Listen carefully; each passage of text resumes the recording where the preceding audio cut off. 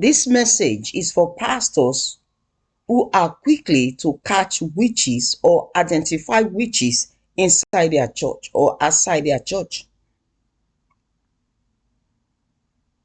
This message is for you. As it cross your mind that people that do your phones, that make your aeroplanes, that make your cars, that make your computer, tablet, or iPad, some of them or most of them don't believe in God. They don't believe in God. They are atheists and they don't hide it. They openly declare it that they are atheists.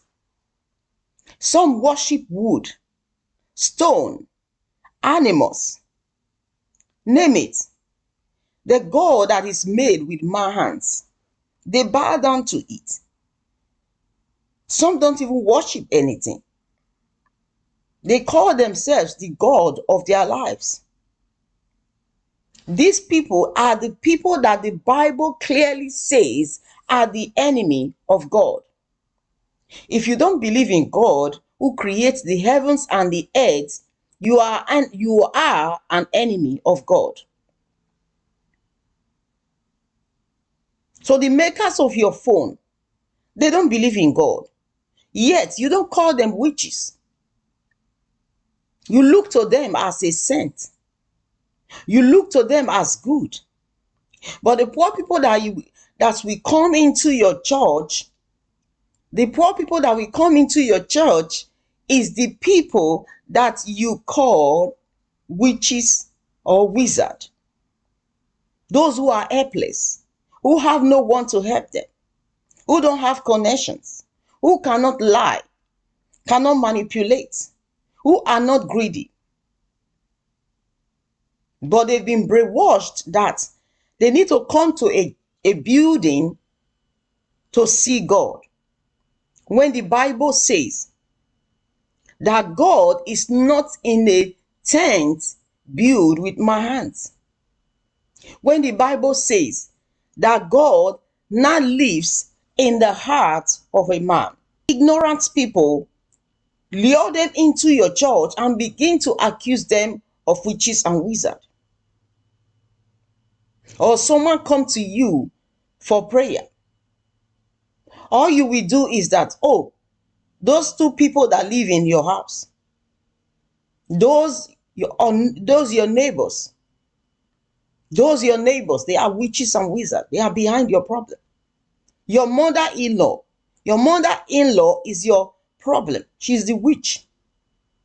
Your sister or your brother is the witch that is after you, your family. Is the witch that is, making you poor. Is the witch that is debarring you from getting contracts. You make up stories to lure people, to cage people. Because they are not wise, they give you their little offerings. You gather their offerings, you take them to a car shop, go buy a car that was made by an unbeliever, a car that was made by an atheist, a car that was made by a Buddhist. You begin to drive them. You begin to ride on these cars. You don't see the makers of this car as witches, but you see the poor people who are helpless, who are ignorant, who don't have anybody to help them as witches and wizards. It is time for you pastors who are deceiving people to go and have a rethink. You are listening to this message. Please, if your pastor is the pastor that is always catching witches inside church, always saying that there's somebody in your family that is after you, there's somebody in your family that is preventing you from progressing. If you're bold enough, please respectfully meet with this pastor and say, Pastor, I know the people that make your car. I've researched. The people that make cars that we ride on, that we drive on, they don't believe in God. So how come we don't call them witches? How come we don't call them witches? If your pastor is humble enough, they will go and reflect and go back to their Bible. You might just be a liberator of your pastor. Thank you for tuning in.